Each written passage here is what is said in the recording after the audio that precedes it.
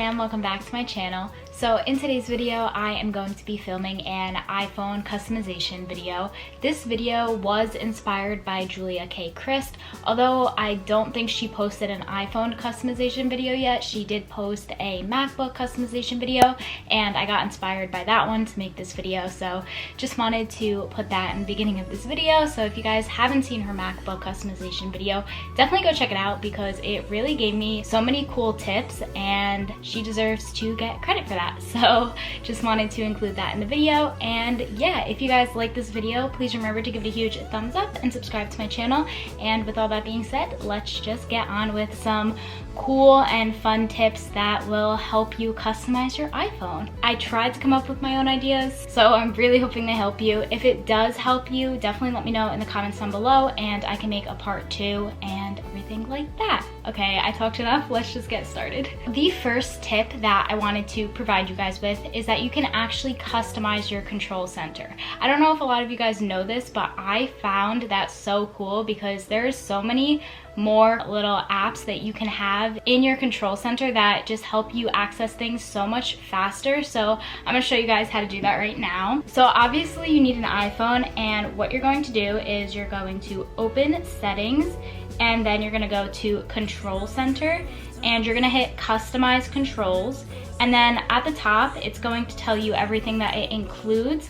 And then on the bottom is going to tell you everything that you can add. So for example, if you wanted a way to access dark mode really fast when it gets dark at night and make it easier for your eyes to adjust, you can just add dark mode.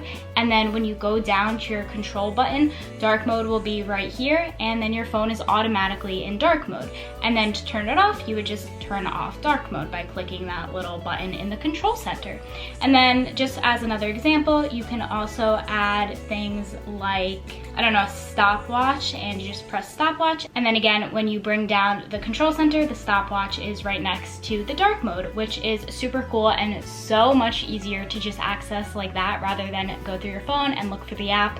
So I don't know, I thought it was really cool that you can actually add apps to the control center because it makes things so much more easier to find. So yeah, that's the first one. And then to get them to go away, you would just hit this little minus button and hit remove, and then they would go right back down into your more control center. So that is the first one. Now let's go on to the next one. All right, so the next tip is probably a little more known than the last one I just told you, but what you're going to do is you're gonna go into settings again, and you're gonna go to accessibility, and then you're going to go down to motion, and you're gonna click reduce motion. What this does, I'll show you guys the difference, but what this does is when you open, let's say, I don't know, settings, it kind of just opens settings rather than have that little pause in the beginning and then open settings. So I really like this setting just because then there's not a lot of motion. It just opens it right away and I can just get to what I want to do faster. That's a very small tip and probably is something that a lot of you didn't even realize you can do if you never heard of it before, but I just like how it looks better and how it allows me to do things more quickly, even though it's like 0.5 seconds of a difference. So yeah, and then to turn it off, you would obviously just hit reduce motion, turn off. That was a quick little tip that I just wanted to include in this video because I found this tip from one of my old friends a while ago, and ever since then I have used it just because I really like the way it looks and everything like that. So that's why I included it. The next tip is something I literally really like. So if you guys have the newer iOS update, you would know that all of the notifications come in the setting of grouping, and I personally don't like the grouping setting. When I get a Snapchat or an Instagram notification, I don't want to see all the groupings. I just want to see like what the notification says. So I have a way that you guys can just switch it back to the old iOS setting. Basically, it is super easy to do. All you're gonna do is you're gonna go to notifications, again in settings, and then you're gonna scroll down to something that you want to have your notifications on not grouped. So for example, I will just do group me.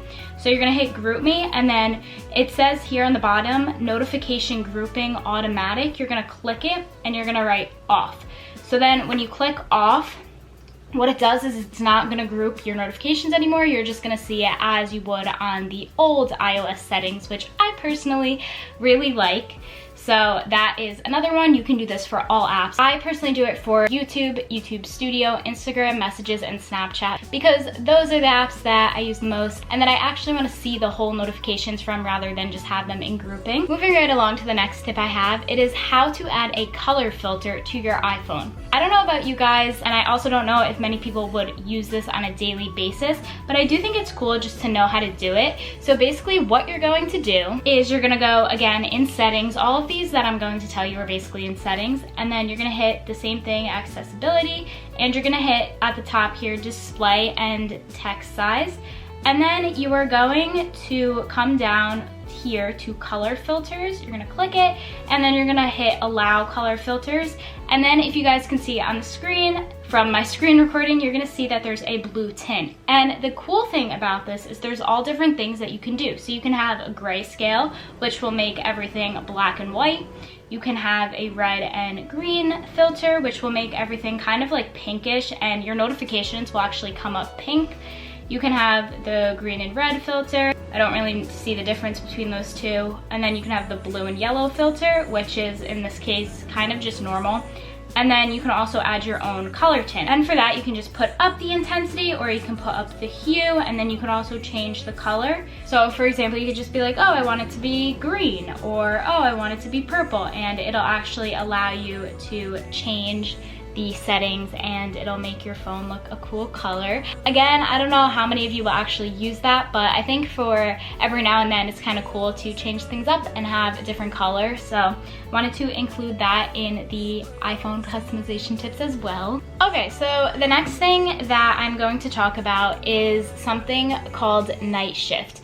This is really useful for people who have sensitive eyes, because what you can do is you can set your phone to go onto a night shift mode, which will change the brightness and kind of make your screen look more yellow, but it really helps your eyes. And for me personally, it reduces a lot of headaches that I used to get. So what you do is you go to display and brightness, and you are going to go to night shift, and you are going to write scheduled. And then once you click scheduled, you're gonna set a time. So I'm gonna leave it at 10 p.m. and I'm gonna turn it off at 6 a.m. And basically what it does is then at 10 p.m. it'll change the setting on my phone automatically, and it'll just go to a lighter yellow color, or as it says here, a warmer color, and it will again help the brightness and not give you such a headache when you're looking at your screen for a long time. Another thing you can do here is you can make the color more warm. So for example, this is what it would look like, or you can make it less warm. So it's kind of all up to you. You can play around with it. And then another really, really simple tip you can do is you can have the 24-hour military clock on your phone instead of the 12-hour display. So obviously this one is super easy. So what you're gonna do is you're gonna hit general, and then you're gonna hit data and time, and then you're gonna hit 24-hour time, and then it'll switch your clock. So if you guys noticed, it was 3:44 and now it says 15:44, which obviously does mean 3:44, but it's just the 24-hour time zone clock.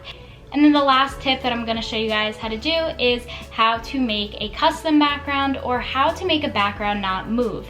I don't know if any of you guys noticed, but sometimes when you hold down on the background of your screen, it'll move and have like motion to it. And if you don't want that, there is actually a really, really simple way you can fix it. All right, so you're gonna click the picture that you wanna set as your wallpaper, and then you're just going to simply select the wallpaper that you wanna use it as.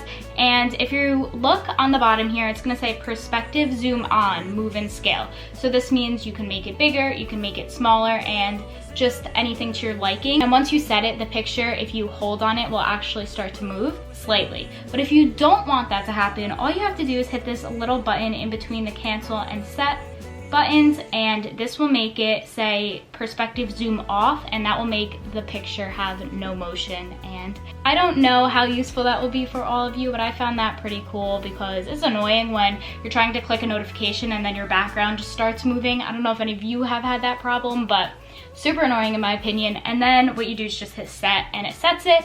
And then as for customized backgrounds that you guys can make, what I did to make this specific background is I went on Canva, and I picked pictures from Pinterest, and you can also just use canvas pictures, and then you just put the screen size in and you just kind of like make the collage. It is a little more time consuming, but in my personal opinion, I really like doing it. If you guys do want a tutorial on how to do this, I do have a how to customize my MacBook video that's up, and the whole video is me just explaining how you can do this for all different devices. I'll have it on the screen here. That video was again inspired by Julia, so be sure to check out her video as well. That's pretty much all the iPhone customization tips that I came up with for this video. I do have so many more unique ones that I didn't want to include in this video just yet because I want to try to expand on them and make them even cooler. So if you guys do want to see a part 2, definitely let me know and I will definitely make that. If you guys liked the video, please remember to give it a thumbs up because this video is going up on my birthday and I would really appreciate it if you guys can like it, and subscribe to my channel only if you want to. Thank you guys again so much for watching, and I will see you guys in my next video.